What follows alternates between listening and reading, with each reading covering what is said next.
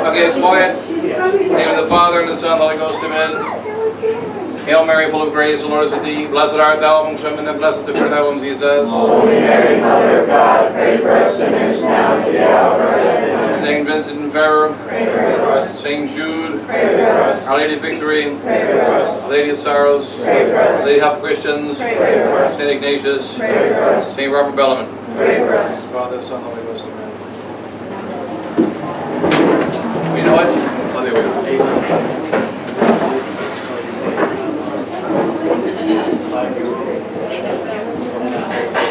A small rag works better than this thing. A small rag. So then, let me welcome to the Doctrinal Conference here, the Family Conference here in Kentucky, 2018. And so it's good to have you here. We don't have all the printouts or papers ready yet, because we didn't get them printed out yet. But essentially this year, my main focus is going to be a catechism on the problem of the Pope and sedevacantism, the issue of sedevacantism, which has been has been an issue with some people. But now that Pope Francis has become Pope, and I think also because of the fact that the Bishop Fillet's weakness. A lot of times when people leave the army or join a false army, one reason is because if they think the general is dead or the general is not strong, then they flee to the other side. And that I think the actual principal cause of some of our people collapsing in the recent years, since 2012, a few have done this, is rather not so much because of Pope Francis. When you consider Pope Francis, all he is just the next stage of Vatican II. When you look at what Pope Francis does, he's just simply Vatican II being implemented more seriously. That's all he is. And that, so essentially he's not different than Pope Paul VI or John Paul II. It's just that he's a lot more in your face. He's a lot more visible. He's a lot more, just in your face, Pope Benedict. And I mean Pope Francis. But it's the same essential problem. So now in the seminary, every couple of years, and this year was one of those years, we do a little opuscula.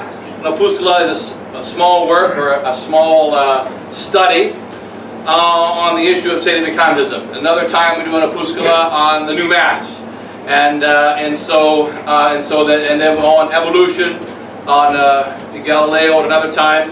So a little bit more detailed in these subjects, and one of them that we have to deal with, of course, is the problem of the sedevacantism and the false view of the Pope, and the correct view, and how to deal with our present crisis. Because as Solomon says, there's nothing new under the sun. There's nothing new under the sun, and so we have some of the works that we use. This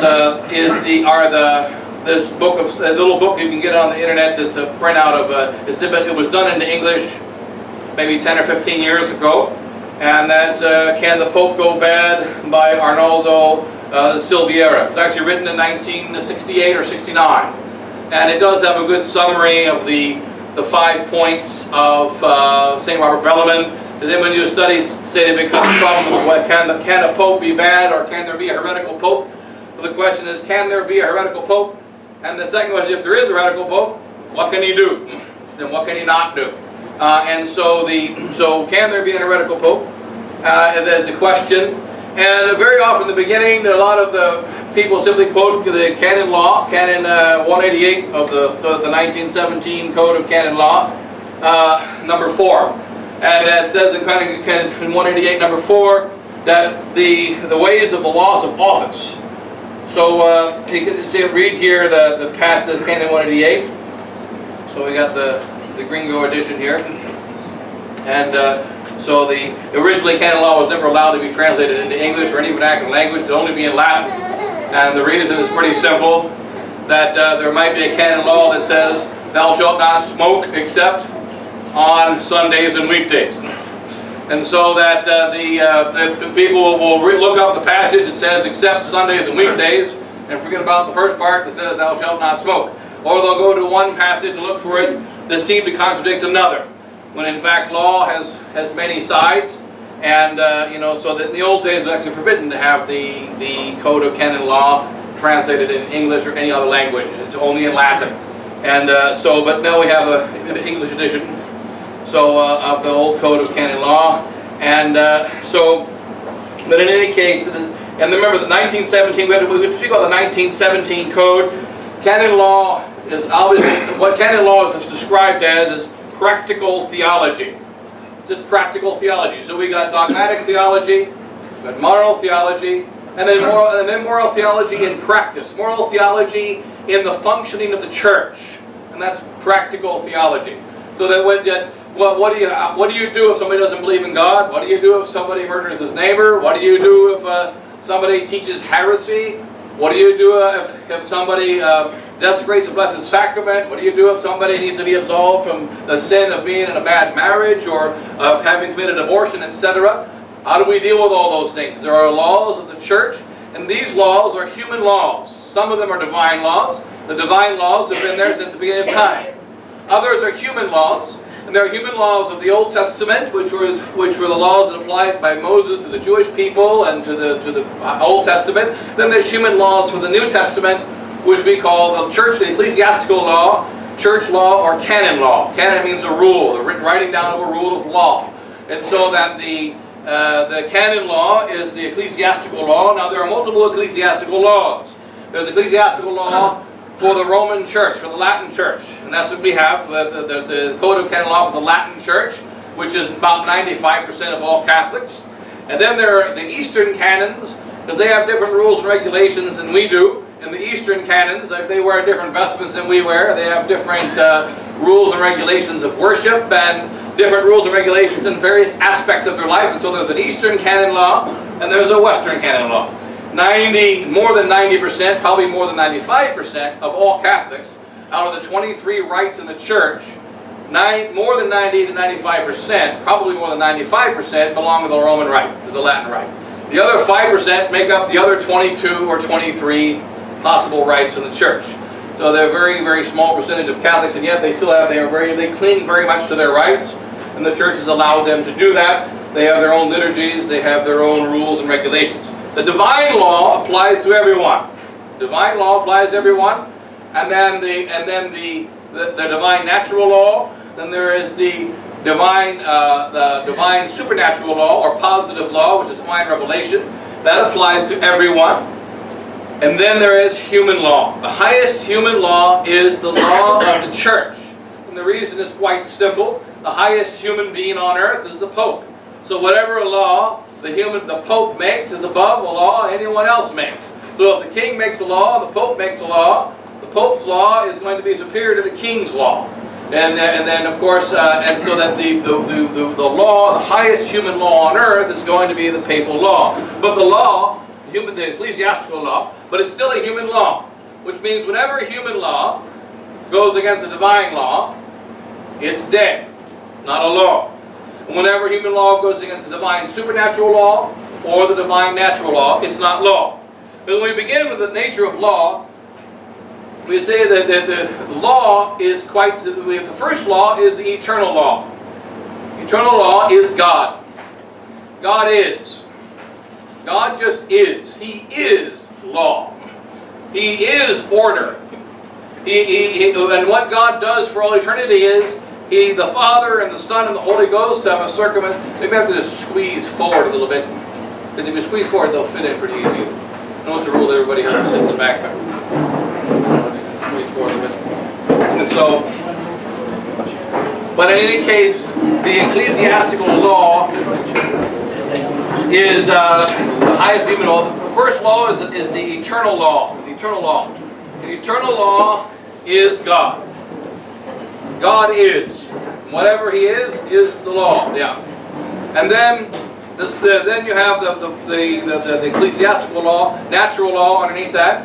And remember, all God's laws, they don't have any exception. All God's laws don't make any mistakes. Like a good example is all the natural laws, all the laws of nature. The laws of nature is the law of gravity, the law of how the plants and the insects interact with each other. There's never a problem. When human beings do stuff, there's a problem. And that includes when those human beings are popes, or when those human beings are bishops, or those human beings are priests. Because they're not God, when they make a law, it doesn't ever work perfectly. There's going to be always loopholes or mistakes in the law, and there'll be cases where the laws accidentally contradict each other.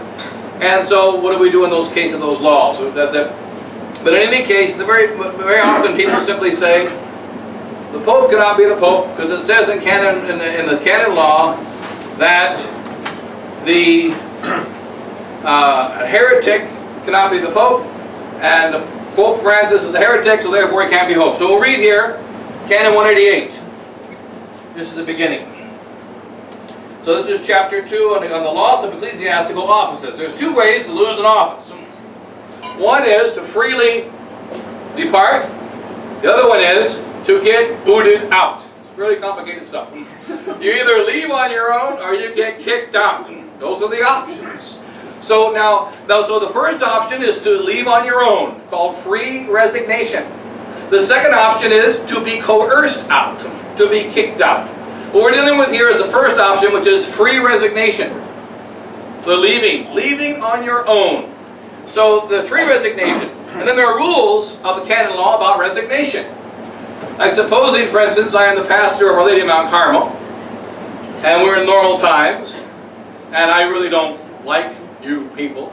And so I write a letter, Dear Bishop of Louisville, Bishop Kurtz, I quit. Sincerely, Father Pfeiffer. The church says, that's a nice letter. Where's the nearest wastebasket? Means nothing. Because there are some things you can't just quit. But then again, there are other things you might be able to quit. So there's rules of resignation. When you say, I quit, there are some offices you can't quit. The bishop has to approve of your quitting. Therefore, there has to be an approval that when you said, I quit, the bishop said, okay, you can quit. Now, so the first thing to get rid of in the canon law, what are the cases where you can say, I quit, and the bishop doesn't have to send you an approval letter that says, I approve of you quitting? Because there are some ways you can quit where the bishop doesn't have to approve. You just quit. And here they are listed in Canon 188. Canon 188. There's 8 different ways. Number 4 is the one that the State of Vicantes quote all the time. 8 different ways to quit. Free resignation. Any office becomes vacant upon the fact and without any declaration by tacit resignation, recognized by the law itself if a cleric does one of these 8 things. So that's when you leave, we don't have to send a letter that says he quit, his resignation has been accepted, therefore the post can be fulfilled. Because if I'm the pastor of Lady of Mount Carmel for 6 years, and then my term ends up in 2019, I quit in 2018, what happens when the new pastor comes? Who's the pastor? Because you've got 2 priests listed. Well, the guy in 2018 said he quit. What do we do? Well, is his resignation legal? Can we put a new pastor in? Well, there are 8 cases in which resignation is legal, even if you don't get an approval from the authority, from the bishop. Firstly, so any office becomes vacant upon the fact and without any declaration by tacit resignation recognized by the law itself if a cleric, firstly, makes religious profession with due regard to the prescriptions of Canon 584 concerning benefices. Because you see, when you remember, what's the most important thing in the world? St. Jerome says it. It's money. But what is a benefice? It's money. That's all it is. So they're saying, who gets the stipend? If you take a vow in religious life, you take a vow of poverty. You leave the religious benefits. Therefore, you don't get the money anymore, and you joined a religious institute, and you're not a member. You're no longer the pastor of St. Willibrord's parish. So number 1, make religious profession with regard to the prescription of Canon 584. In other words, it didn't run away or do something immoral or illegal. Secondly, within the useful time established by law or legal provision lacking or determined with ordinary that fails to take possession of the office. So firstly, you become a monk. If you become a monk, you lose your religious office. Secondly, if you're assigned to be a pastor of an office and you never show up. So you're supposed to be in your office by June. And 2 years have passed, 3 years have passed, you never showed up. What are they going to do? You lost the office by tacit resignation because you never showed up. First, you left and became religious. Secondly, they never showed up. Never even showed up to the office. You were supposed to be the bishop of the diocese, you were supposed to be the pastor of the parish, and the people were waiting and no priest ever showed up. That's considered tacit resignation. It means you quit freely of your own accord. Thirdly, when you accept an ecclesiastical office, which is incompatible. So I am going to be the permanent resident pastor of Lady of Mount Carmel, living here in Kentucky for 24 hours a day and so on, and the permanent pastor of a church in Peking, China. Now if I am in Peking, China, then I'm not here. And if I'm here, I'm not there. So I'm supposed to be permanent resident. So if you were to take on 2 different permanent residences, then it's incompatible. Therefore, you're no longer the pastor. Or like, for instance, supposing you are the vicar and the pastor. You can be the pastor or you can be the vicar, but you can't be the vicar and the pastor. So you can be either one, but you can't be both. So the vicar would be the assistant. So any incompatible office. Fourthly, publicly defects from the Catholic faith. That means you left the church and you became an apostate and stopped being a Catholic, or you left the church and joined some Protestant heretical sect. Fifthly, you got married. If it contracts marriage, even if it's just a civil marriage. So if a priest goes and gets married, he's no longer the pastor. So firstly, become a monk. Secondly, never showed up to the place. Thirdly, it accept another office which is incompatible, that doesn't fit. Fourthly, publicly lapsed in the Catholic faith. Fifthly, contracts marriage. Sixthly, joins the army. So if the priest joins the army against the prescriptions, then he is no longer the pastor. Seventhly, he dumps his ecclesiastical habits. So that's probably a lot of priests. He disposes his ecclesiastical habit on his own authority and without just cause, unless having worn by the ordinary. Like for instance, if you're a pastor in the Eastern Bloc countries under persecution, then you're not going to be wearing a clerical garb. But if you're not in the place of persecution, you don't have the right to not wear a clerical garb. And then within a month, he doesn't go back after being warned. So the bishop says, get your cassock back on, get back into place. If he doesn't get his cassock back on and get back to the church, he quit. 1 month. Then seventhly, and then eighthly, if he deserts illegitimately the residence to which he is bound. So the eighth thing is, the guy just leaves in the middle of the night, you don't know where he went. Notice all 8 of them have one thing in common. The individual priest, or bishop, or pope, quit on his own free will and left. So the 8th possibly left, you don't even know where he is, he's just gone. He became a monk. He got rid of his clerical garb. One of the 8 is number 4, which is to publicly lapse from the Catholic faith. That means you tacitly left your office. Now if someone being a heretic, assuming they are a heretic, which is another problem, if someone being a heretic made him no longer able to be a priest or a bishop, then that would mean that if a priest or a bishop doesn't wear his cassock, then he would stop being a priest or a bishop of a parish.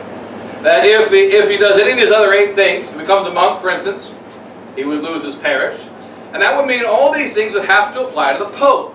So we should find in the teachings of the Church that if a Pope doesn't wear his clerical garb, such as the popes under persecution in the first 300 years, they would be out.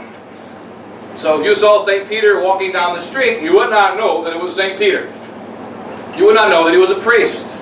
So according to this canon law, St. Peter, St. Linus, St. Peter, St. Clement, St. Sixtus, and all the first saints of the first 300 years would all be non-popes, because they went for more than a month not wearing their clerical garb. So that the application of this canon, as it's written, to a pope not being a pope is actually absurd. This canon refers to free leaving of the office. Free leaving, that's what it refers to. Free departure. And that no one forced you to leave, you left on your own.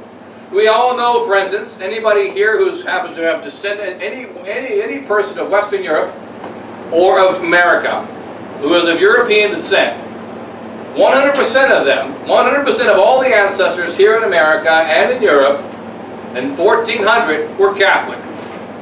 They're all Catholic. But if you check now, you're going to see various Protestant churches, you're going to see apostates, you're going to see atheists, you're going to see all manner of different religions. Why? Because they freely left. They freely left. If you go down to the local Protestant church and ask them, are you a Catholic? They will tell you, I am not. I quit the church. I left the church. I think we have the 3rd Street Baptist Church up here in Louisville. I think it's the 3rd Street, which is dedicated to about several thousand members, and it's dedicated to only ex-Catholics.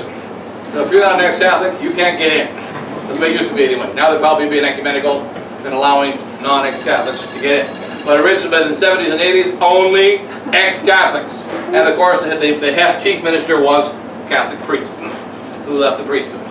And so there are multiple churches like that throughout the world. But you go and ask them, are you Catholic? No, I'm not Catholic. I left the church. I hate the church. I quit.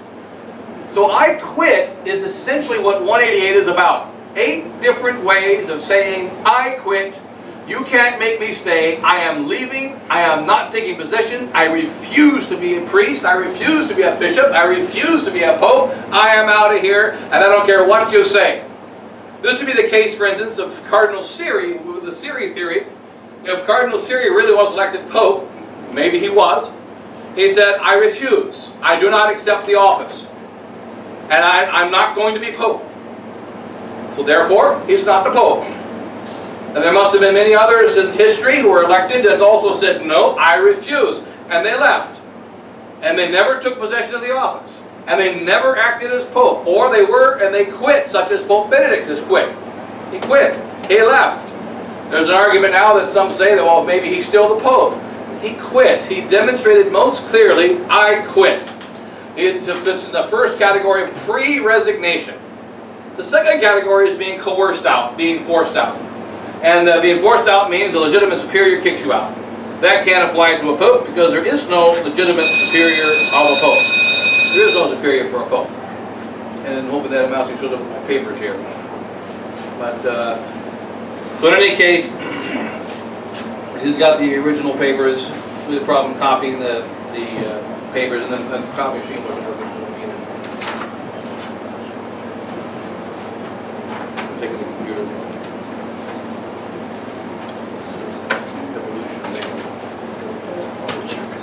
Yeah. So, in any case, what are the conditions? I want to go through my outline, but my outline is different from his outline. And so, the case of a pope being in the church, if you remember correctly here, we're asked the question is, can a heretic be pope? Canon 188 has nothing to do with it. So can a heretic be pope? Well, the first question is, what's a heretic, right?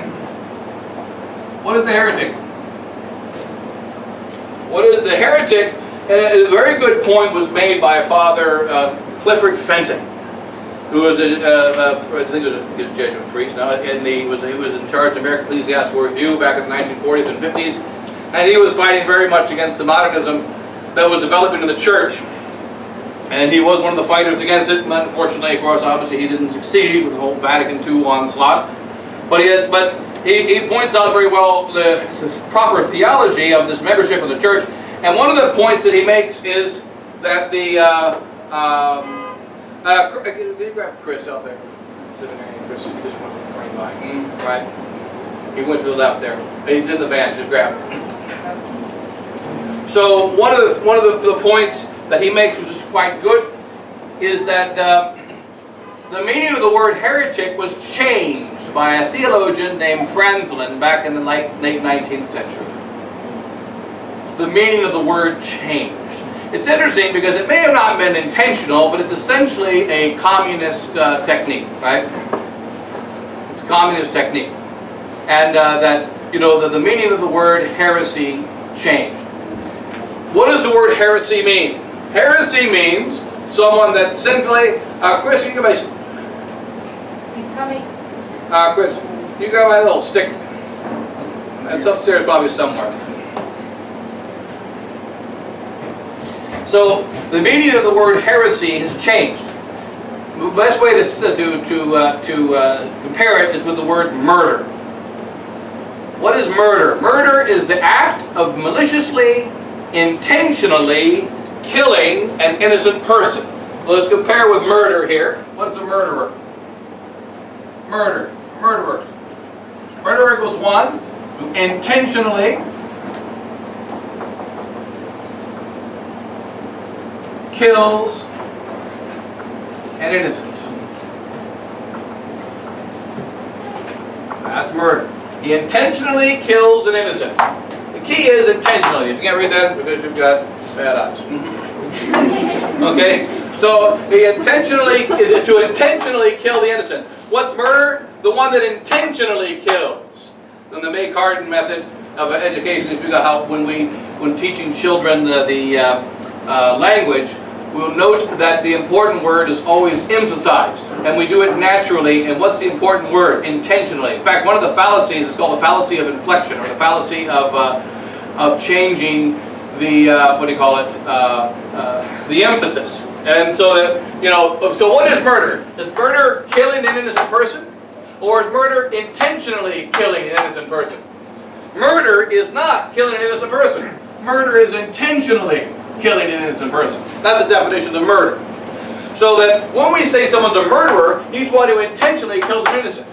That's why you often have a trial, a case. Don't worry about it. You have a case, and in the case, what happens? You discover that a man was laying in the road and he got driven over by a truck. Okay, what happened? An innocent person was killed. Now there are two possibilities. It could have been an accident, in which case your insurance rates go up, or it could have been intentionally, in which case it's murder. So so when you say an innocent person is killed, an innocent person died by a vehicle hitting him. Is that murder? No. That's just a death. Murder means that someone intentionally knows his neighbor sleeps in the road, decided to remove his neighbor, put some sandbags and weight in the back of the truck, and decided to go for a drive 2 or 3 times down his neighbor's driveway. Oh, and behold, he's dead. Now, so what happened? We've got an intentional removal of a person. That's a murderer. This is what the word heresy means, and what the word heretic means. Heretic is not one who believes in error. Heretic is not one who believes something that's wrong. Heresy is a thing that's condemned by the church against the teaching of the church. A heretic is not one that believes something wrong. A heretic is one who, the key word here, pertinaciously or obstinately. One who pertinaciously or obstinately denies a dogma of the church. What is the heretic? Pertinacious. If he's not pertinacious, if he's not obstinate, if he's not intentional, if he's not malicious, he's not a heretic. Doesn't mean he's a good person, just means he's not a heretic. I'm not saying he's a good person. He might be a murderer. He might even be a liar. He might be a cheat. He might be wicked. He may not like the truth. But if he does not intentionally, pertinaciously, and obstinately deny dogma, not a heretic. What did Franzlin do? Theologian of the late 19th century. He introduced a common philosophical distinction which we apply to many things legitimately, but not to this. And he said, well, there's 2 kinds of heretics. There's a formal heretic,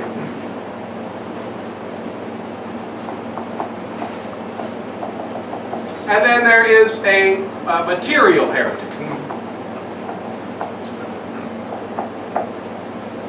This is a common distinction we use all the time in philosophy and theology, material and formal. Right? The formal is what you're doing. Material is the physical thing is happening, but not necessarily what you're doing. Like so that for when you are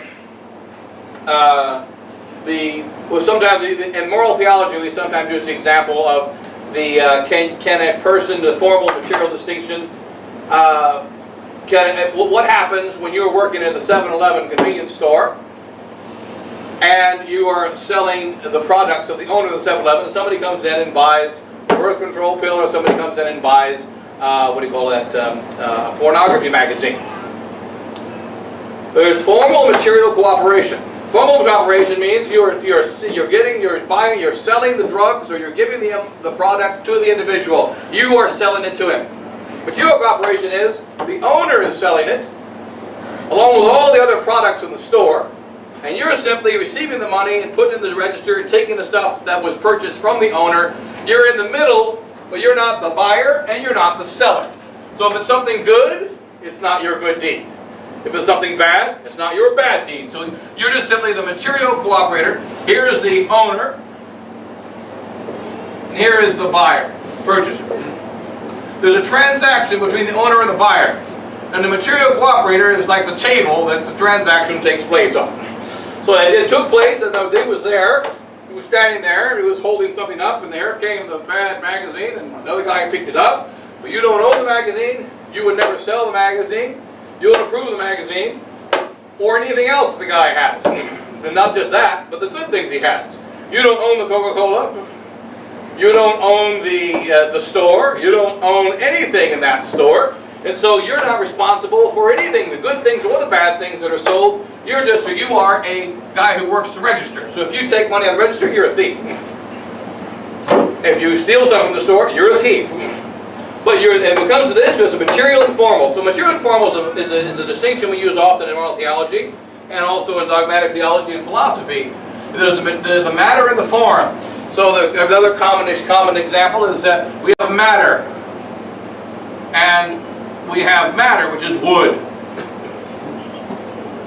What is this? That is not wood. What is it? It's a table. What's the material? Wood. As far as wood goes, it can be this thing too, right? What's the form? The form of this is a chair. That's the form. The number B here, this is a table. That's the form. What's the matter? Wood. So wood is just wood. One form is chair, another form is table. So matter and form are very important. And then of course, so material and formal, very important, very common distinctions. We must understand them. But do you ever say, when there was a car accident, that guy was a material murderer? Because he is a murderer, but he's only a material murderer. No, the word murderer is only for the person who formally, intentionally denies the dogma. That's heretic. So one of the grave problems of this whole question is that before 1880, when Franzelin, the name of the theologian is Franzelin, who invented this distinction, whenever you hear the word heretic, it means only evil, mortal, sin, wicked man who obstinatiously, pertinaciously refuses the dogma of the church, and he rejects whatever the church has to say. I just need one copy because I'll read that quote of St. Augustine. He's still working. Yeah. Okay, yeah. It's even my original copy that I had in my papers. And then so, I just want to read the quote of St. Augustine. but anyway, just as a paraphrase of what St. Augustine has to say anyway. St. Augustine speaks about this, and St. Augustine says that no matter how wicked or evil or false the belief of someone, we cannot call him a heretic if he would accept the correction of the church. So no matter how wicked or evil. So one example, even what Bishop Sanborn gives, is the stupid farmer. The stupid farmer that believes in the four persons of the Blessed Trinity. So the guy's an idiot, he believes in the four persons of the Blessed Trinity. I've actually met somebody who believes in the four persons of the Blessed Trinity. Several of them. We tried the 3 and 4 thing, but it didn't work. We have the 3-4 defense, and then there's the 4-3. So it didn't work. So, but in any case, so he believes in the 4 persons of the Blessed Trinity. Okay, so you have an ignoramus that believes in the 4 persons of the Blessed Trinity. Is he a heretic? No, he's just ignorant. He believes what the church teaches, and he believes that there's 4 persons in the Blessed Trinity. Now, being as he believes that, his mind is in error. The correct word is error. His mind is in error. He is making an error or a misjudgment. He's making a bad judgment. His sin is in the mind. Well, it's not in the will. It's not in the heart. Because it's just an error, of course, it's not a sin, because sin is a free will act. It's not a sin, it's just a mistake. So this is the reason why the divine law says concerning a heretic. What is a heretic? Whom do you call a heretic? One who pertinaciously, obstinately denies the dogma of the church. Denies what the church proposes to be believed. What our fathers have always taught. There's a divine law about that in the sacred scripture. And St. Paul says it in Titus, and then the other one is in the Gospel. Where our Lord says, that only after 3, first, our Lord says, first correct your brethren private. Secondly, correct your brethren before a few witnesses. Thirdly, correct it before all, and if you will not be corrected, then let him be anathema. Titus says after the second or third monition, after the second monition, which means the third one, you avoid the heretic. Why is it after the third monition? And as St. Mark Bellarmine points out, and the father of the doctors point out, why do we have to wait for 3 monitions? Because it's a divine law that I am not to consider someone as evil unless I have evidence that he is pertinacious. So that I need to see by divine law that this person is a heretic. Now, the heretic is guilty from the moment he commits his sin. When he says, I believe, I remember I had one I didn't have to have 3 warnings. I remember a lady in the airport when I was 1 or 2 years a priest. No, it was Father. Actually, it was Father Dean in Phoenix. He got the phone call. Somebody called Lady of Sorrows in Phoenix, in our retreat house in Phoenix, Arizona. Is this a Catholic church? He goes, yes, it is. He goes, well, good, because I want to know what I need to do to get excommunicated. Because I hate the Catholic Church. He says, well, today's your lucky day. You called the right place. Because they say we're excommunicated, right? Just join us, And so, but the thing is, another lady came in the airport with me and said, "Are you a Catholic? I hate you. I hate the church." Another lady came and told me, "I want to know what the church teaches so I can spit on it." They were ladies, by the way, all 3 of them. But nonetheless, I want to know what the church teaches so I can spit on it or hate it. You made it very clear that whatever the church teaches, I deny and I hate. So that's obviously pertinacious, obstinate, and they're making it very clear. I don't know what the church teaches, whatever it is, I'm against it, I reject it 100%. So that's pertinacious, obstinate, malicious. That's where the sin of heresy is. So hence it's possible, for instance, to believe that the Catholic Church teaches that there are 4 persons in the Blessed Trinity. And I refuse to believe that. I insist that there are only 3. Ha! Now, it just so happens that materially, here's where material formal distinction comes in. Materially, what do you have? Materially, you happen to believe, accidentally, it's like a clock that's broken. It's right twice a day. Materially, you believe in the Blessed Trinity. You're a heretic. Why are you a heretic? Because you only believe in it because you falsely believe that the church teaches that there are 4 persons of the Trinity. The heretic is one who freely denies. Think of it like the first condition of a mortal sin. Grave matter. Something that's grave matter or thought to be grave matter. So it can be really grave matter or not grave matter at all, but you think it's grave matter. And you choose to reject it. So if you believe that it is a dogma of the church that the sun is made out of cheese, and you say, I don't care, I reject what the church teaches, and if you say it's made out of cheese, then I say it's made out of spaghetti. I don't care what it is. Remember that it's the pertinacious, obstinate denial, and that is the reason why the divine law says before I call someone a heretic, that's speaking to the person, the heretic, I need to know with a moral certitude that he is pertinacious and obstinately denying dogma. Two parts of that. First of all, he's pertinacious and obstinate. That's not enough. He has to pertinaciously and obstinately deny, this put here, a known dogma, right? So here, remember it says so that he can be obstinate and pertinacious. But if it's not about dogma, well then he's not a heretic. We have a rule in canon law, a principle of canon law, and a principle of punishment in the Catholic Church, which is it's good for punishment. It's good to memorize. Then people will think you're smart anyway, but it's good to memorize. This is the law of the Church. Rule: odiosa sunt res regenda. Literal, it's a principle. It's interesting, I saw a commentary on the New Code of Canon Law, which is interesting, that one of the bad codes of the New Code of Canon Law is the final code. I forget whatever number it is, 1727, whatever number it is. They have less code numbers in the new code than the old code. And the final code of the canon law is Suprema Lex Salus Animarum. The supreme law is salvation of souls.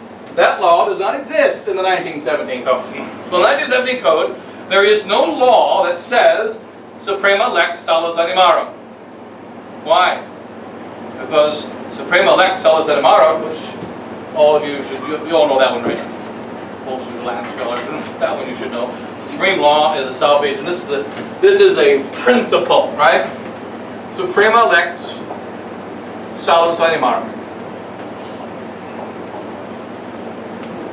It's very bad to call this a law. Because it's using the word lex incorrectly, right? The supreme law is the salvation of souls. That's not a law. That's a principle. It's a principle. Principles, there's nothing before them. There's no exceptions to them. They apply always. Once you make it a law, it's one of the secret little evil things of the New Code of Canon Law. There's the obvious bad things, such as people that are not Catholic can receive Holy Communion, the inversion of the ends of marriage, which is, you know, that love is first and babies are second. And this is another one, it's a hidden one, but this is actually very bad, that they make this as though it's a law. It's not a law, it's a principle. The supreme law applies to everyone. This is a principle. Odious res regenda is a principle that applies to all negative laws in the church and all negative things. Odious things are to be restricted. Odious things are to be taken most strictly. This is the rule of church law. So that if there is any doubt as to the application of a punishment, the punishment does not apply. So that's why you have leftovers in our law, that the innocence, you don't have to prove innocence, you have to prove guilt.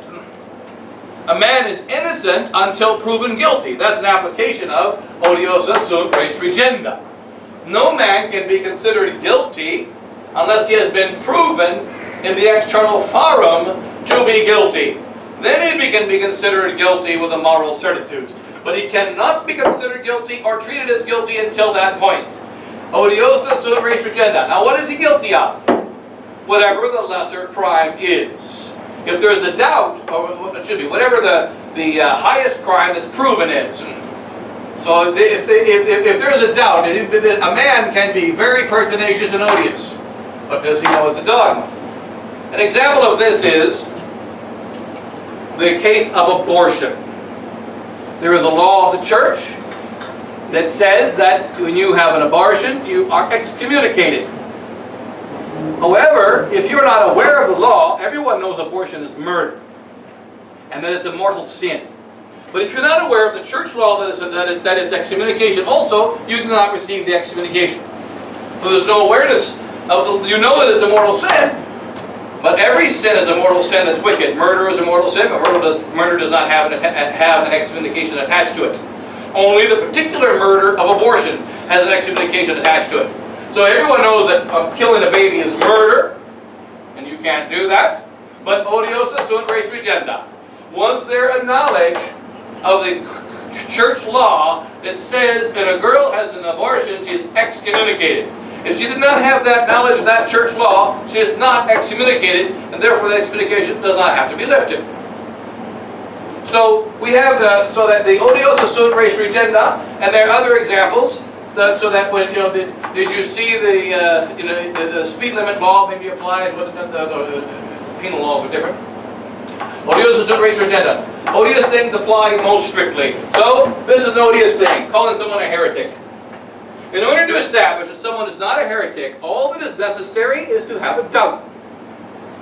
Then he cannot be called a heretic. One cannot be called a heretic because he denies a dogma. Denying a dogma means that you are in grave error and in peril of losing your soul. But if you pertinaciously deny a dogma, you are guilty of the sin of heresy. Let me just take one of those to read the... This is not fully completed here. But this is a... he doesn't speak English. So this is Adamowski, and Adamowski is a seminary finishing his first year here, and he is from the land of Poland. And so 9 Sprachen Gringo. Okay, so in any case, the points here, making a little bit of theological track, is kind of a summary of our little treatise on sedevacantism, and just hitting a couple points here. The main points. It's written more like a kind of in the style of a theological manual a little bit, which is just the principal points and a couple of arguments. And of course, it's not complete, but it does have probably the majority of the essential points in there. And we covered some of the things already. Actually, we'll get in the future. So in any case, what is the heretic? Now, see the first part 1. You see on page 2 there, the elements of the question of papal vacancy. A, minimum requirements for members of the church. We're talking about we already jumped to heresy, what a heretic is, right? And we're dealing specifically with the problem of a heretic, not the other problems, right? What are the requirements to be a member of the church? And minimum requirements for jurisdiction of the church? And what are minimum requirements for candidate for papal election? Just the minimum requirements. So the maximum requirements are you're supposed to be a saint, you're supposed to be a saint, you're supposed to be a saint, you're supposed to be perfect, you're supposed to be perfect, you're supposed to be perfect. That's maximum requirements. And so, but the minimum requirements are, we got them covered. Minimum requirements are what is absolute minimum required to become a member of the church. And because you see that when we deal with the problem of heretic, a heretic is not a member of the church. So what are the minimum requirements? A specific kind of heretic, which is going to be referred to here, what a the heretic. Some heretics are members of the church, and some heretics are not members of the church. And so we're going to see that here with what the church would say. St. Orabellum is a great theologian of the defense of the Roman papacy and of the church. And St. Orabellum fought very much against the Protestants. And remember, one of the great errors and heresies of the Protestants is the denial of the visibility of the church. Remember, we know the church is visible. It is not invisible. The church is not in my heart. The church is visible. It's external. It's extrinsic. Not only is the church visible, an example of this, the visibility of the church, is not simply that we have physical church buildings. The main example is that there's a physical, public, open profession of the faith with my mouth. That's why St. Augustine says about his membership of the church that the heart believes unto justice, but the mouth confesses unto salvation. It's in Book 12 of the Civitate, the City of God on baptism. The heart believes unto justice, but the mouth confesses unto salvation. That's what St. Augustine did. That's the scripture quote. And that, what is this? What is the heart believes unto justice? That means I can have my heart in the state of grace. But how do I get saved? There must be a confession of the faith publicly. There must be a confession of the faith. I must be ready to confess the faith. And confess means to profess before men. This is, one of the very important elements or reasons why modern Catholics have lost the faith. Because you are obliged as a Catholic not to believe the Catholic faith, but to profess it before men. And so that the profession of the faith is taken away from us, right? And so souls are being lost because they are stopping to profess the faith. But now there's a minimum profession of the faith, which means you go to hell, by the way, when you do the minimum profession. And there's a maximum profession of the faith. There's a minimum requirement of entering the church, and there's a maximum requirement. So maximum requirement equals saint, saint, saint, saint, saint, saint, saint. The minimum requirement is what's required for validity, to make you a member of the church, to make you baptized validly, to make you a valid priest, to make you able to receive Holy Communion. For instance, for valid reception of Holy Communion, you have to be baptized. If you're baptized and you receive Holy Communion, you have a valid reception of Holy Communion. But you're in the state of mortal sin, therefore it's a sacrilege if you're in the state of mortal sin, but it's a valid reception. However, if a pagan comes to Holy Communion and he's not baptized, he never receives Holy Communion. He never receives Holy Communion because he was never baptized. He was not capax of receiving Holy Communion. So that even though the host entered in his mouth, if he never received it, there will be a sin of sacrilege, but it would not be a sin of sacrilegious Holy Communion because he's never received. He's not capable of receiving it. So we can take the host can be dropped on the floor, the host can be eaten by a dog, the host can be carried off into the wilderness, and there's no reception. And the host can be consumed by a pagan, which is the same thing. There's never a reception if you're not validly baptized. But if you're validly baptized, you can validly receive Holy Communion. And that's the minimum requirement for you to be able to validly receive Holy Communion. But if you only receive it validly, you commit a mortal sin. So what is required for valid membership in the church? Not holy membership, but valid membership. So, Mystici Corporis, number 22, gives a good summary of it, and it's a brief summary of the teaching of St. Rebellum, which he spends a bit of time on in his De Ecclesia Militante. And you can read it there on page 2. It's what Pius XII says. What are the requirements for membership in the church? And we're applying here primarily to the heretic. Baptism, real or apparent, says St. Rebellum. In the case of the priest not baptized, Innocent II, it's a mistake. Innocent II, not Innocent III. St. Robert says that he is a member of the church, militant by a visible bond, whereas a catechumen is not a member. So baptism, real or apparent. And the second is profession of faith. So these are the two requirements to be a member of the church: baptism, and secondly, profession of faith. Quoting Mystici Corporis, the encyclical of Pope Pius XII, actually only those are to be included as members of the church, you see it in bold there on page 2, who have been baptized and profess the true faith and have not been so unfortunate as to separate themselves from the unity of the body or been excluded by a legitimate authority. So again, baptism, profession of faith, and have not excluded themselves or been kicked out. Everything is covered there. First, baptism, to be a member of the church. Secondly, profession of faith, you're in the church. You're still in the church if you haven't left it of your own free accord or have not been excommunicated and expelled by the legitimate authority.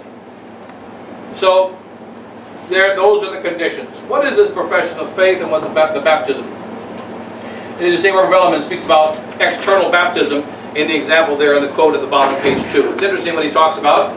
He speaks about a priest that was not baptized, which is recorded by Pope Innocent II. It was discovered, and Pope Innocent II was a pope back in the 1100s. Now there was a priest, he was a priest for 20, 30 years, whatever, he died. They found out, somehow, he was never baptized.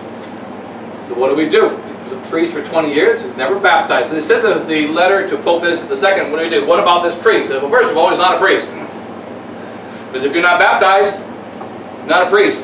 He also never received Holy Communion once in his life. He thought he was celebrating Mass every day. But he would never celebrate one single Mass. He never received Holy Communion. But he was in the church by profession, is what St. Pope Innocent II says. He was truly in the church by the profession. And it's interesting because You have the case of the catechumen, who's the exact opposite case. The catechumen has the faith. Or no, he's not the opposite, but the priest had the faith. That he thought he was a priest, he thought he was baptized. And if he discovered while he was still alive that he was not baptized, what would he have done? Immediately got himself baptized. Then he would have gone to the bishop's office and been ordained a priest. So he would have been baptized in the morning, ordained a priest in the afternoon, back in the parish the next day. So he would have been baptized and ordained a priest. But the point of St. Barbara is, note what Pope Innocent II says. He's a member of the visible church.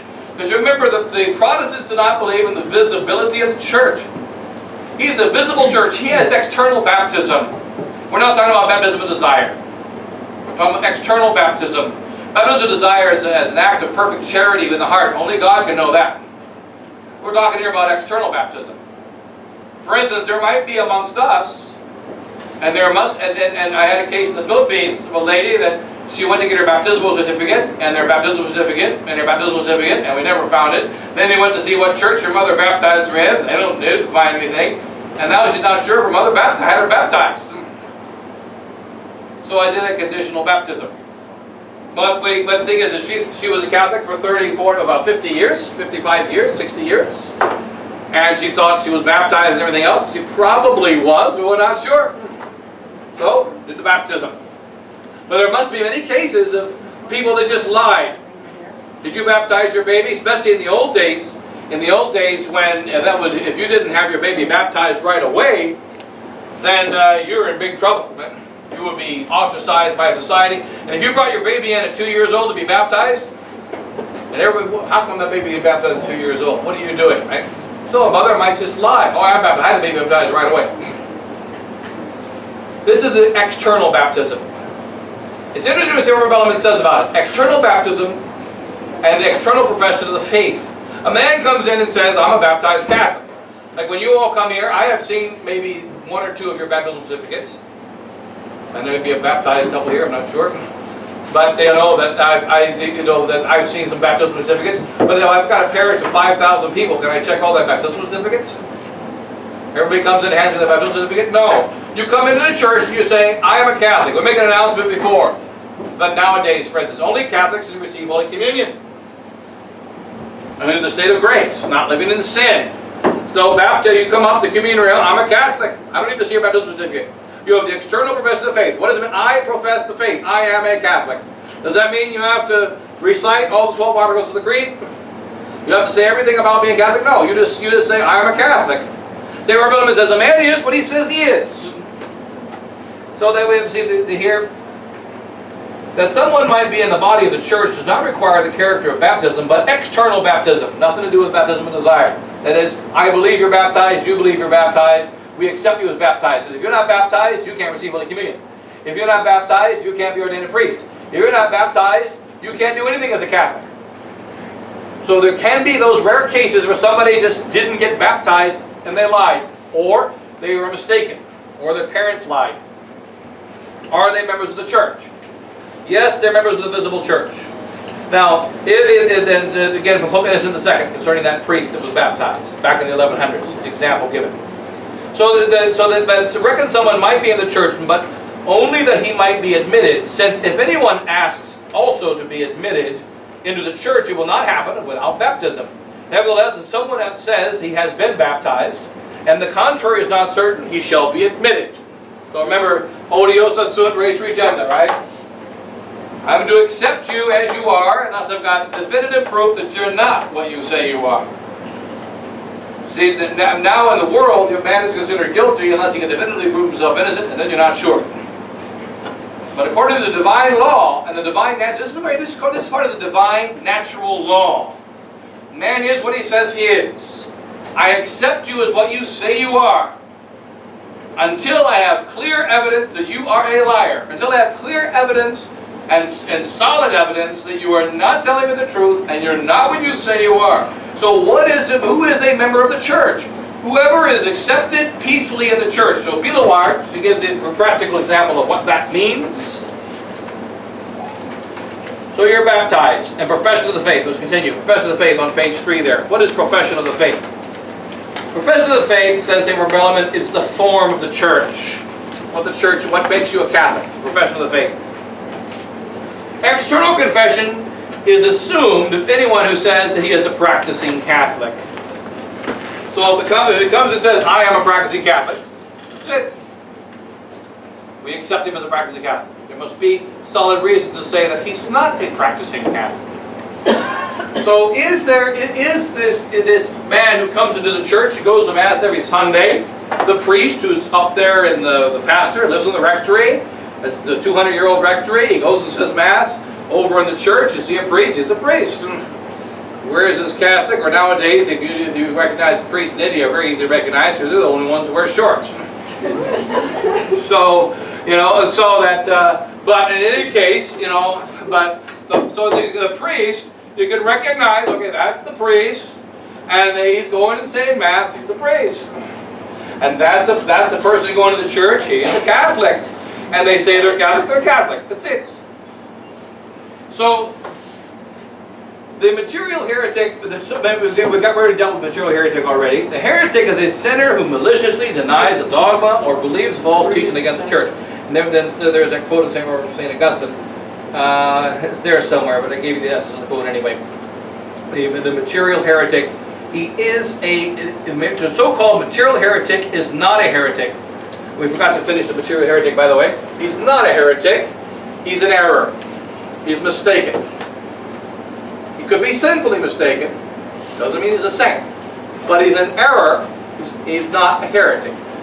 So now the old days before Francelin, no saint would refer to someone who's an error as a heretic.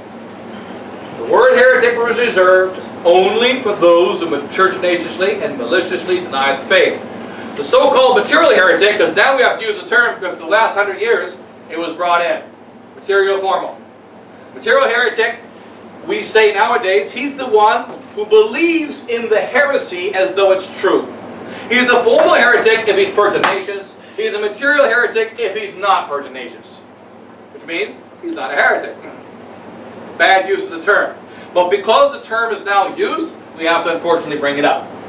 So the material heretic, and this was pointed out by Silviera back in 1969, he is not even considered in the issue of the problem of a Pope heretic. Because the material heretic is not a heretic. Which means, not part of the problem. If you believe in the four persons of the Trinity, but you would believe that there were three, if you found out that's what the church told you, and you were told that you have to believe that, then you would accept it, but then you're not a heretic. The material heretic problem is solved. The formal heretic is a heretic because he's a heretic, not a member of the church. The answer is, he is a member of the church, and until his heresy, and his being a heretic, not his heresy, but his being a heretic is public and manifest. Now, the occult or secret heretic, which St. Rebellion spends some time, is chapter 10 of his book 2, on the, we have a little booklet to go with this. If you want it, we prepared a little booklet. Again, it's not complete, but it's mostly complete. And it has in it the chapters in question that are of interest for this particular question. And St. Robert Bellman in chapter 10 of book 2, he speaks about, is an occult heretic a member of the church? The answer is yes. So we got rid of the material heretic. Material heretic first of all, sinner. If he's not a sinner, not a heretic, then no problem. Secondly, if he's a heretic, he can be what kind of heretic can he be? And we have to put the word formal in front nowadays. He's a formal heretic, not a material heretic. We can be occult, or secret, or he can be manifest, or public. Now, the word occult, what all this means is, occult and secret means known only to a few. No precise number given. Manifest public means known to many. Once a few and once many. So if there's 10 people in the room and 9 people know that you're a heretic, that's many.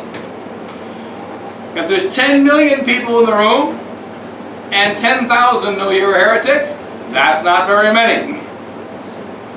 So many and few is a term that's relative. What's many and what's few? And there's no precise definition as to the precise instant where you go from few to many. But at some point you pass over from few to many. And when you do pass over to many, you become a public manifest heretic. Before you pass over to many, you are an occult secret heretic. So, are there occult secret heretics in the church? There have been many. In the St. Barbara Bellman, we can assume that there are very many in the church. St. Barbara Bellman gives a quote of St. Augustine of the sacred scripture from St. Paul. Find it here. They are in us, but not of us. St. Paul says, behold, these are in us, but not of us. And St. Augustine describes it, they are in us, but not of us. That is, he's speaking here to the occult heretics. They're in us because they're inside the church. There he is. He's the priest in charge of the parish. And that's the faithful sitting in the pew. They're in us, but they are not from us. From us. Which means they are not of our faith. They are not of our charity. So there will be people inside us that are not of us. An example of this are all the cockle that are found in the church.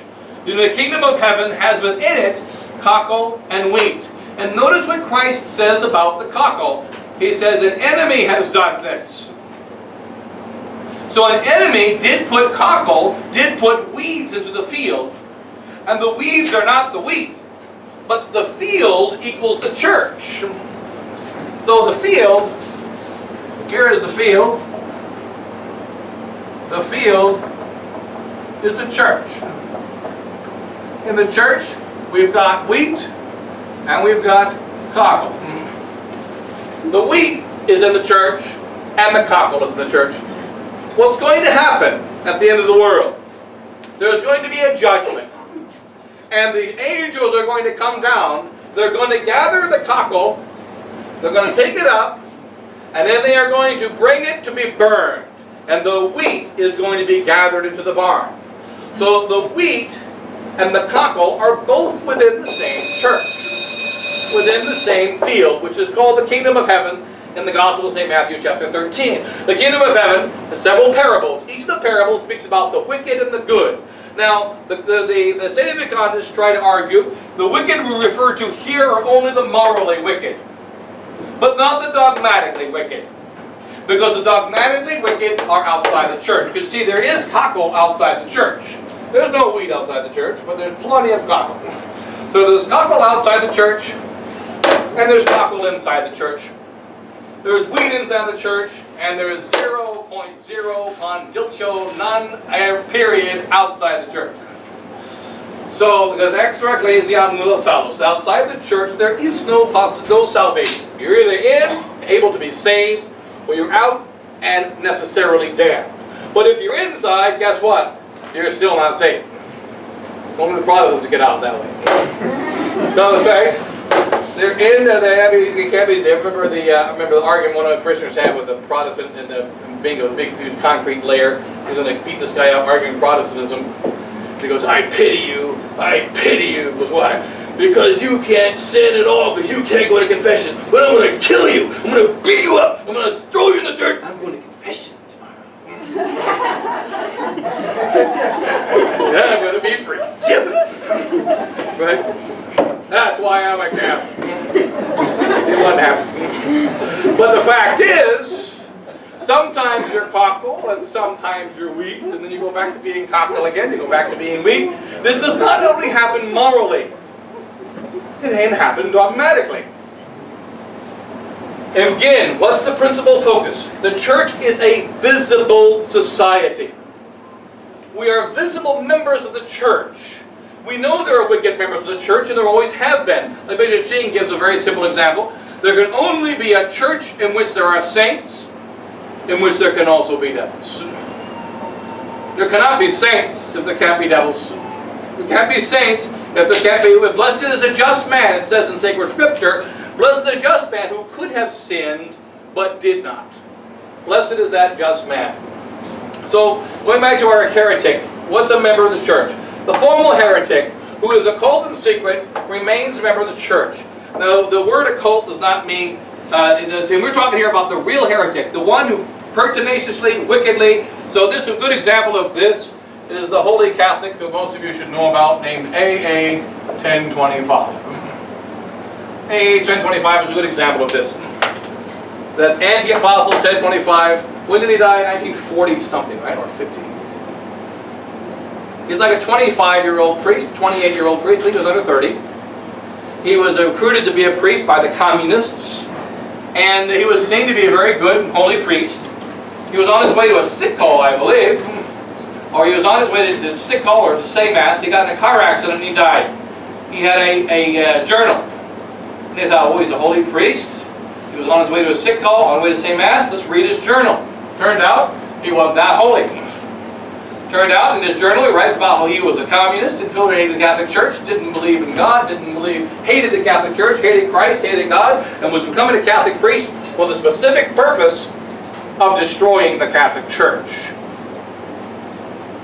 How did he destroy it?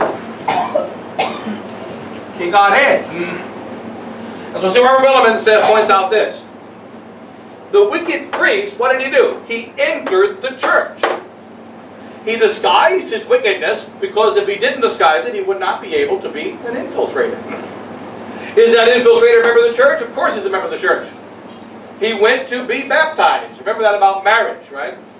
You know, we're not married because I don't like them. Well, that's one of the conditions of marriage after a few years. But the fact is that you went and you married him. I only married him, you know, because of the money. Yeah. That's, you know, what's the problem? You're married, right? You know, so you chose to marry him. Maybe you married him for the wrong reasons. Maybe you married her for the wrong reasons. You married, you're married.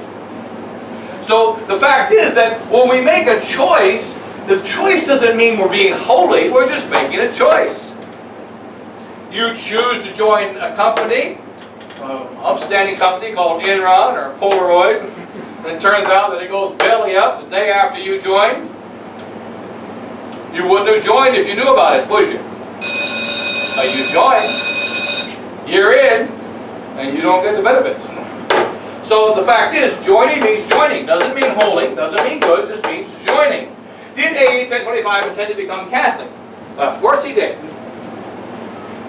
He intended to become Catholic. We have the example of many Catholics do this. A young guy meets a girl, realizes that she's a traditional Catholic.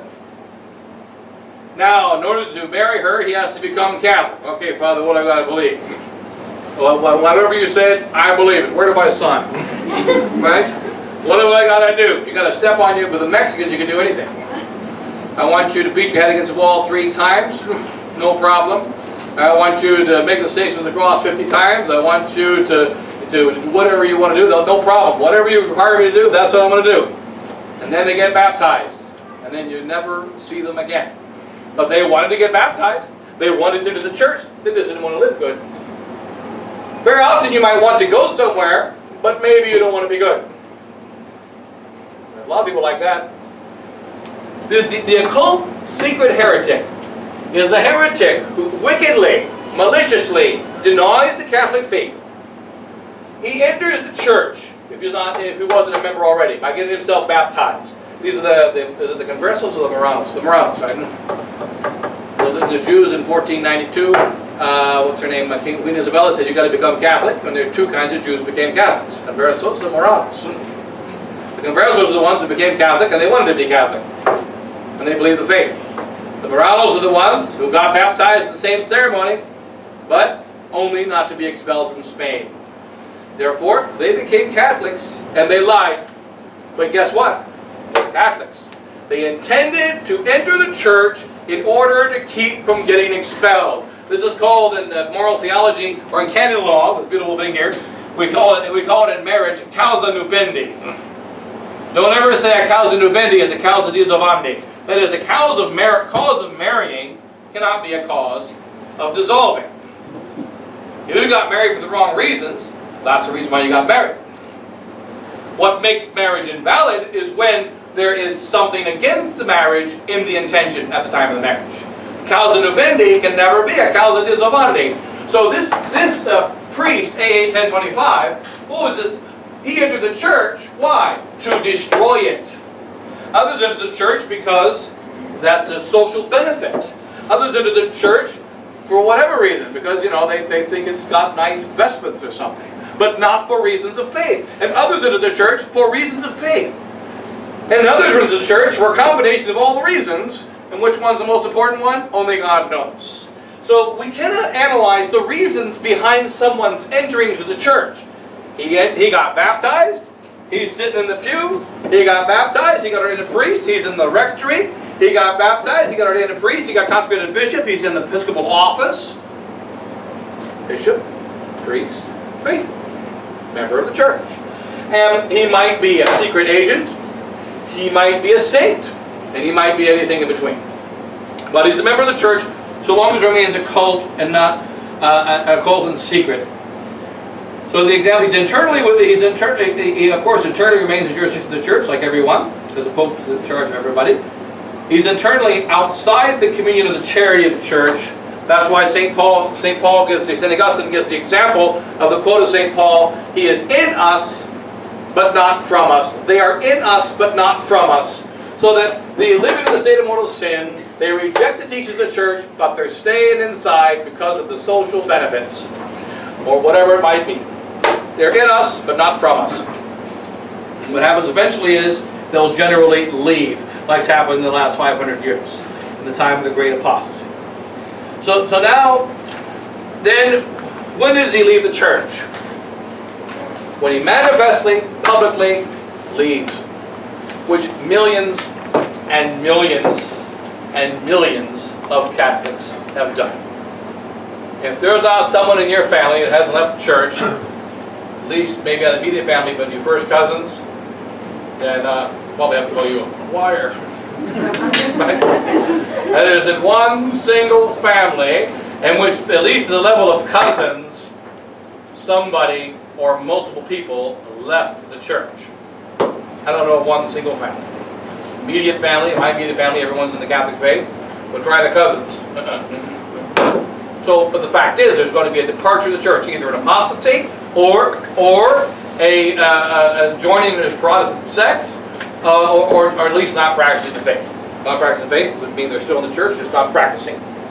So that this is very important, says St. Marvellum, the visibility of the church, because the church is it's a society.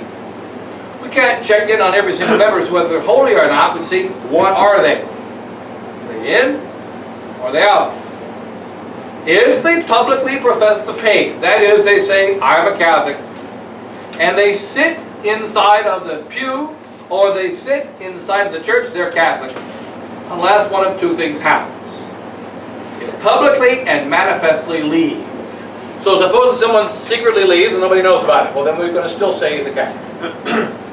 We'll still call him a Catholic because no one knows that he left. That's a case of a secret sin. Remember, sometimes you find out a sin.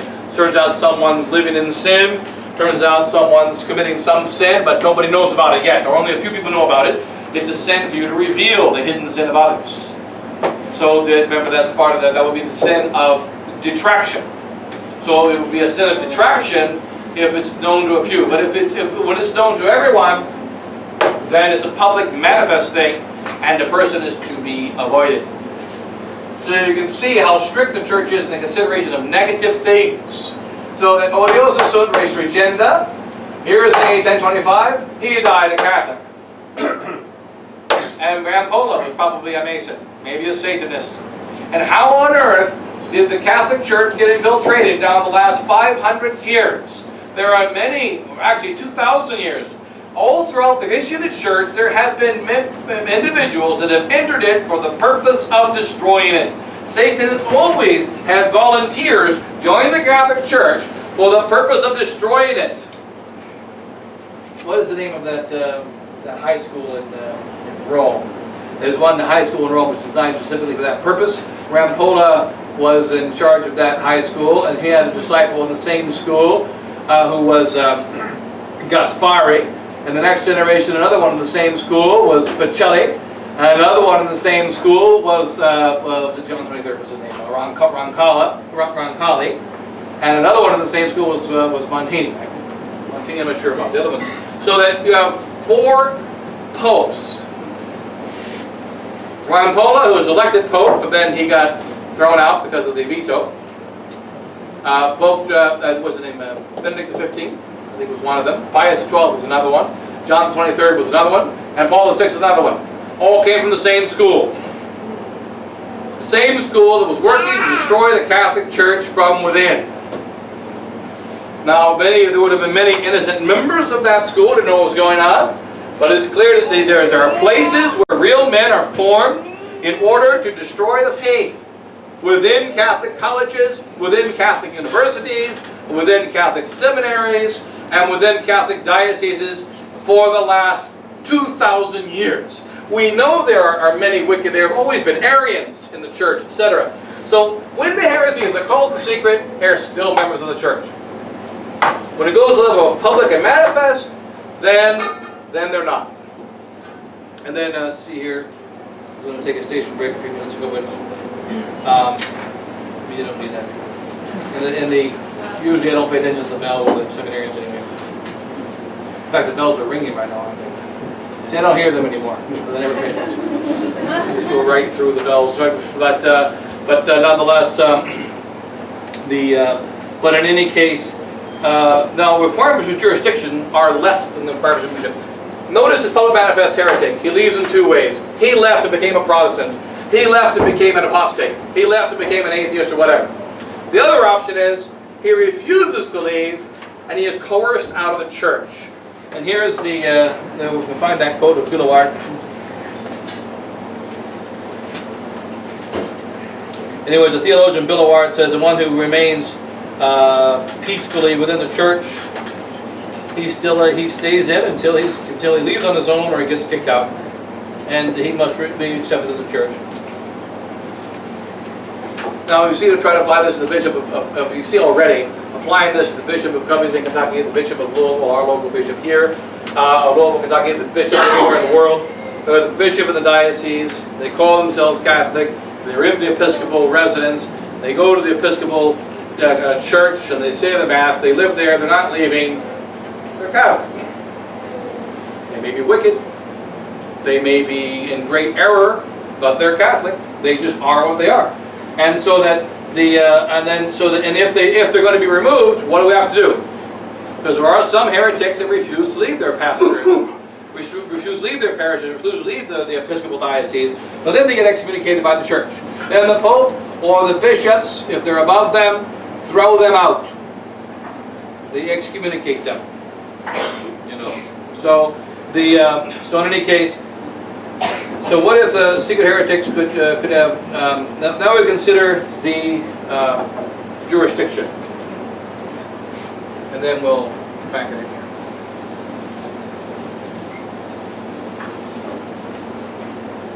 So the jurisdiction. Jurisdiction is authority.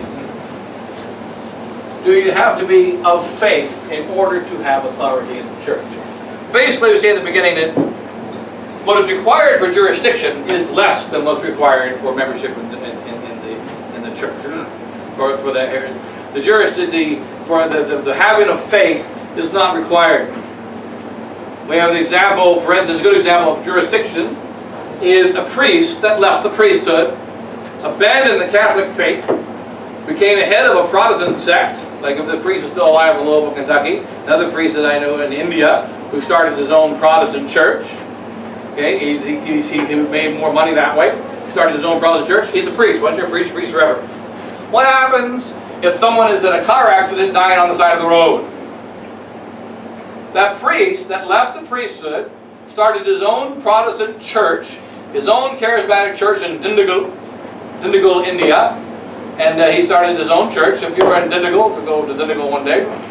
and you're in a car accident on the side of the road, that old priest, he's an old priest or in the old days, pretty sure he is anyway, but he goes in, he can anoint you, he can hear your confession. He has jurisdiction to hear your confession. He has jurisdiction to anoint you. Where does that jurisdiction come from? It comes from the Pope and the Church. He has no authority on his own to do that. Well, because he's a validly ordained priest, even though he left the priesthood, you can never actually leave valid orders. He only left the practice of the priesthood. He's still a priest forever, according to the order of Melchizedek. So it is provisioned in canon law about excommunicated priests. And if I can find the page on the excommunicated priests here, the rule about excommunication. There it is. No, that's a joint section. Here it is. Rule page 7. Canon Law 2314 of the old Code of Canon Law, point 1. What about an excommunicated priest? And what can you get sacraments from excommunicated priest? Faithful may, for any just reason, ask the sacraments and sacramentals from excommunicated clerics, not vitandus. That's one who's been designated by the church as a heretic. So, an excommunicated cleric and the excommunicated person may minister the sacraments to the faithful at their request without any obligation to inquire into the reason for the request. It's like our SSPX rule in the statutes that many priests in the society, smoke. It says in our statutes that you can't smoke. But it has a rule that you can't buy smokes. But if someone offers you a smoke, then you can have one. Now, a priest may come to you, how are you doing? They can't ask for a cigarette, but they can encourage you to offer one to them. So if you offer a cigarette to a society priest, well, of course, I would lack of charity. Right? But he can't ask for it. And then here it says, so did you coerce the guy to ask? Did you write on a piece of paper, please ask me, give me a cigarette? Did you put a cardboard sign, please give me a cigarette? Or don't give that, you couldn't say that. Just say, please offer me a cigarette if you want to, but I'm not asking for it. Okay, so did you coerce him? Did you encourage him? That will be an unreasonable comment. What does the code say? You don't have to ask. You don't have to give it. So if you encourage them to ask you for the sacraments, if they ask, that's it. That's how lenient it is. Canon 2314, Canon the 2261 of the old code. And then it mentions, of course, the danger of death applies to even one who is vitandus. Excommunicated vitandus, or one excommunicated but declared sentence, faithful may ask only in periculo mortis. In the danger of death, even an excommunicated person has been declared, you're excommunicated, you're outside the church, you are banned from setting foot on church property, and you refuse ecclesiastical burial. And the name is given. That priest can still hear a confession and anoint in periculo mortis, in the danger of death. If it's not periculo mortis, any priest who is excommunicated but does not have that censure may also give the sacraments. So jurisdiction can be had very clearly for those who do not have the faith. And there is a this red is hard to read here. So as we observe the decree that speaks to the pontiff, so that the church, because you remember this is an example of the application of Suprema Lex Salus Animarum. The supreme law is the salvation of souls. And the church is looking for the salvation of souls. You can kind of see here that one of our big problems in the whole beginning of this Sedevicon, this question today, is that the primary focus is on the person, not on the doctrine. And we notice this problem all the time. We're focusing on the person, not the doctrine. What do you do if a person is not a heretic? What do you do if he is a heretic? Well, if he's a heretic, the authorities will take care of him. And if they don't, when he dies, the supreme authority will take care of him. Remember that this is one of the proofs, one of the things we know by our natural reason, is that God is the creator and God is the rewarder. We know that God is a remunerator. We see oftentimes wicked men living wicked lives and apparently not receiving retribution. When they die, God will reward them. They will receive their retribution. They will be eternally damned. They will burn by the just fire of God in hell if they do not repent. So we don't need to worry about the punishment of the person. God will take care of that. However, we need to worry very, very much about the doctrine. So here's an example. There is Dr. Spock. And Dr. Spock, or Mr. So Dr. Spock is a very nice person. Or how about let's do this? Do this rather. There is Dr. Jekyll and Dr. Hyde. So we got two doctors. Dr. Jekyll and Dr. Hyde. Dr. Jekyll is a reasonably nice guy. Dr. Hyde is not to be trusted. Now, Dr. Jekyll and Dr. Hyde, one's a good person, the other one's a bad person. Now, Dr. Jekyll is a good person. He says, take 2 cyanide capsules. How do you spell that? Is it 2 I's, right? C-Y-A-N-I-T-E. Whatever. Just take it. Okay. Take 2 cyanides, and if you wake up in the morning, take another one. Now, so I highly recommend it for many people. So take 2 cyanides at night before you go to bed, and if you wake up in the morning, take another one. Now that's the recommendation of Dr. Jekyll because he's a health nut. And he saw a YouTube video on the positive benefits of cyanide. In fact, it's a conspiracy of NASA. And it is a conspiracy of the one-worlders. They don't want you to have cyanide. Cyanide improves brain function. Cyanide removes all your headaches. I'm guaranteed they're going to all be gone. All of your problems on earth are going to cease and you won't remember anything. Cyanide is going to be one of the most beneficial things you can take, and people are trying to stop you from having cyanide. Dr. Jekyll is a nice person. I don't want to hurt his feelings. Then there's Dr. Hyde. Take cyanide. I want you to take cyanide, trust me. Because he's going to take your money, and he hates your guts, and he's going to get a paycheck. So Dr. Hyde is a pretty wicked man. He recommends take 2 cyanides at night, and if you wake up in the morning, take another one. Dr. Jekyll is a saint. He's a holy man. He's a wonderful man, and he prescribes take 2 cyanides at night, and in the morning as you wake up, take another one. What do? I excommunicate Dr. Jekyll. And I excommunicate Dr. Hyde. Or I trust Dr. Jekyll, I trust Dr. Hyde. How about don't take the cyanide? That's a better option. Because the cyanide, turns out, it's not that healthy, and has been rumored to kill many people. Cyanide kills you. Don't take it. So we're going to not take the cyanide. So what is it? What matters is the doctrine. What does the word doctor mean? The word doctor means to teach. The doctor taught me I need to take 2 cyanides. The other doctor taught me I need to take 2 cyanides. Well, if I take 2 cyanides, I'm going to be dead. Therefore, what's the priority when you come and visit someone? Did you know that Dr. Jekyll is actually the same as Dr. Hyde? Same guy. Dr. Jekyll and Dr. Hyde are the same guy.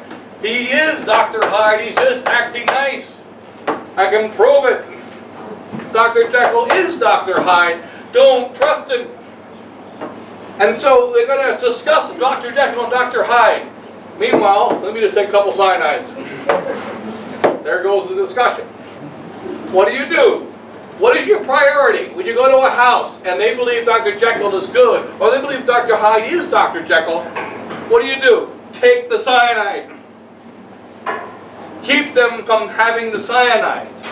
Preserve them by not letting them take cyanide. Preserve them by teaching them that cyanide causes death, and therefore you shouldn't take cyanide. What is the priority? Solve the problem of the doctrine. Don't worry about the person's solve the problem of the doctrine. That's the priority. Then secondarily, once you've removed the cyanide, now we can look into the background of Dr. Jekyll and Dr. Hyde. Are they really the same man? Well, what are we to do? Now, what about behaving with Dr. I believe Dr. Jekyll is a good man. Turns out he really is a good man. Well, I must obey him. Well, I obey Dr. Jekyll when he tells me to do something which is good for my health. But when Dr. Jekyll tells me to do something bad for my health, although I love Dr. Jekyll, I'm not going to take the cyanide. So the problem we have today is that there is an excessive focus rather on the persons than on the doctrine. Now, why do St. Robert Bellarmine, Cajetan, Suarez, John of St. Thomas, why do they even consider the heretic Pope? They consider him because they're not concerned so much about the salvation of the heretic Pope. God will judge him. They're concerned about the effect of the heretic Pope on souls. Because if we have a heretic Pope teaching us error, it's going to be leading souls to hell. And therefore, we have to be very careful. What do? Will God allow such a thing to happen?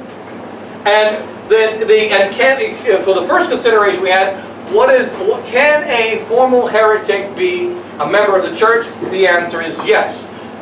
Can a formal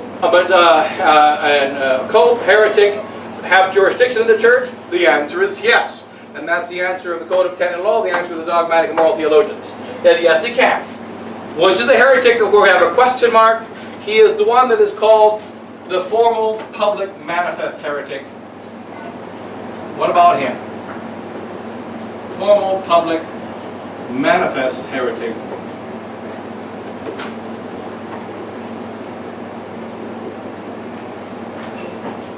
And we'll deal with them, I think, a bit later. So, this is 11:39, and today there will be. Oh yeah, we didn't print out the schedules. I always have to print the schedules posted.